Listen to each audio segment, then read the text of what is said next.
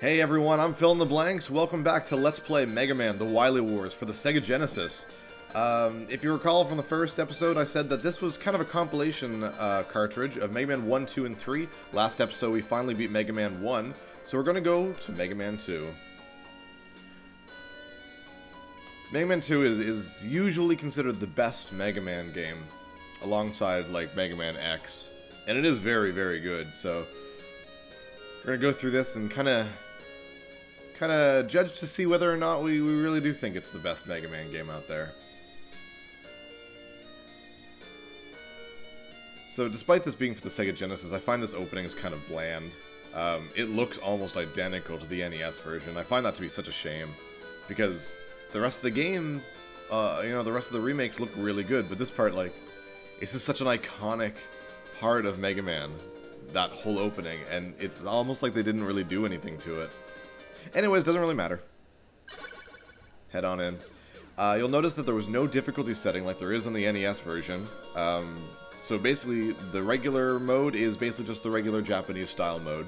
So hard mode in the American NES version. There's a lot of characters we can start out with. A whole lot of them. So we're actually going to start with, I'll start with Metal Man. Metal Man is actually my favorite Robot Master of all the Mega Man games. I love Metal Man. His theme on the original NES version is one of my absolute favorite songs in the series too. It's kind of a shame that it doesn't sound super great on the Genesis, but it doesn't sound bad either. Also, a good place to start here because the first E-Tank that was down there. So that's good. And the energy tanks, they were not in the first Mega Man game. This is the first Mega Man game to introduce them, alongside the whole standard 8 Robot Masters, where Mega Man 1 only had 6.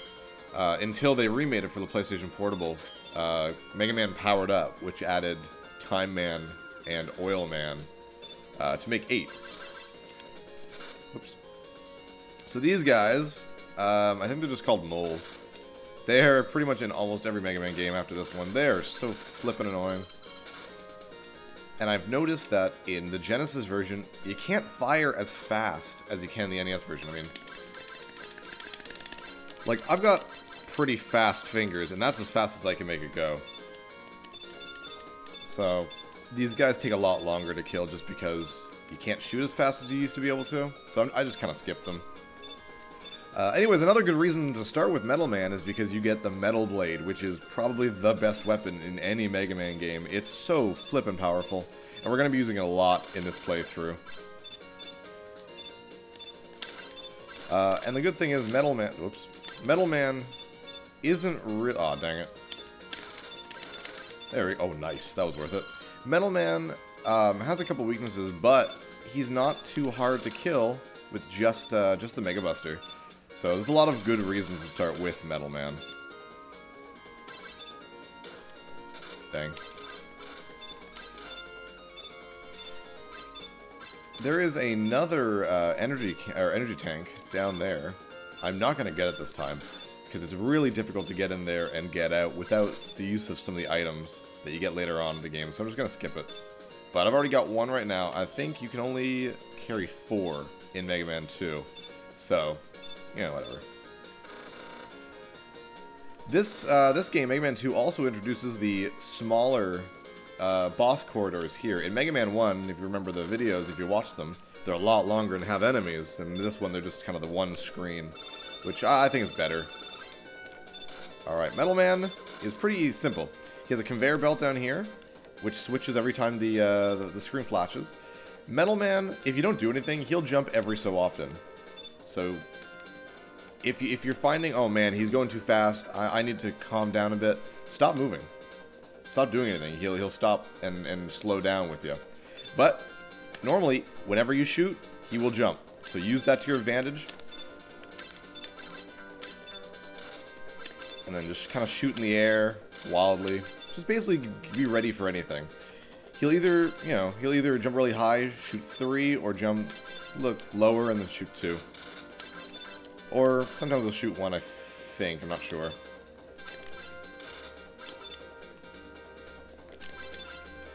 He does take some time because he's not weak to the Mega Buster. But he's not like difficult to beat with it. Though I might die in this one. Ah, screw it. I'm gonna use an energy tank. I'm being cheap. And just like in Mega Man 1 for the Sega Genesis version, there are some slight differences to the physics. I'm used to the NES version. I think most people are.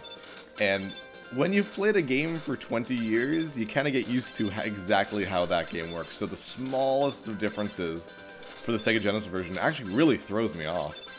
I really didn't need that energy tank. Oh well, whatever. Oh, maybe I did. Well, he's dead.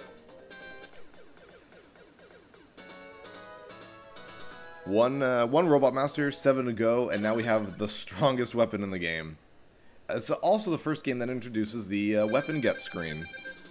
So get equipped with Metal Blade. Woo! Such a good weapon, such a good weapon.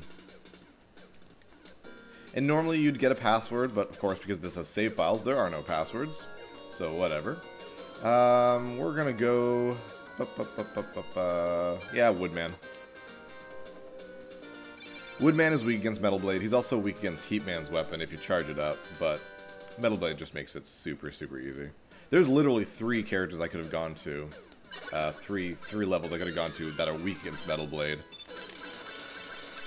So, you know, it's pretty, it's pretty open-ended in terms of who you go to.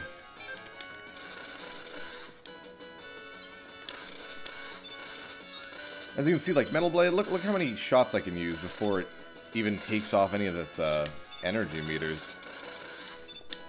You can't move while using it, though. I guess that's one small thing that's bad. But you can shoot it in 8 directions. I mean, it's insanely powerful.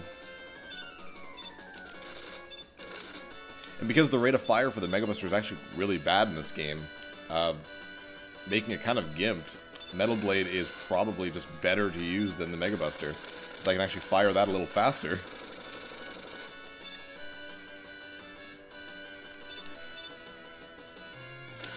So, Mega Man 2 is the first Mega Man game I've ever played. And to most people, again, I've said this many times, it's their favorite. It's widely considered the best. I actually don't consider it the best. There's a couple things about it that I just don't like that stop it from being the best. It's super, super close, though. I mean, I'd much rather play this game than pretty much any other Mega Man game.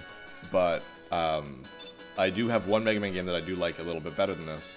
And most people are going to find this funny. Maybe not funny, but like weird, because most consider it not that good. But Mega Man 5 is my favorite Mega Man game.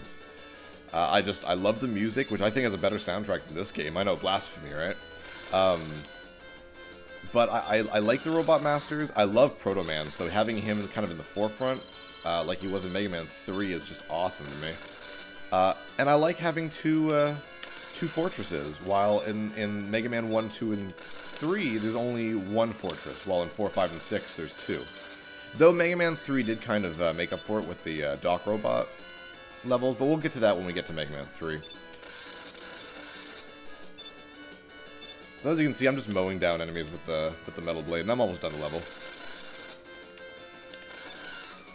And to be honest, this is a great level to have the Metal Blade, because there's a lot of angular shots with the bunny robot things and the big baboon things. You know, there's a lot of them. And these guys, man, so many kids I knew when I was growing up, they would try to attack them, but all you have to do is kind of avoid them there. And there we go, we're at Woodman already. Woo! Gotta jump through the door, because you want to be cool. Jumping through the door is cool. I think everyone does it. Alright, so Woodman, super, super simple. And wow, that's some great lag. Wow. So he's not like super weak against it, but it is stronger than the Mega Buster. And anything that's better than the Mega Buster in this game is good. He does take he takes a lot off you though when he does hit you with, oh my goodness, with the leaf shield. But as long as you just kind of rapid fire, you're gonna have more life than him. One more hit. And the lag really does help.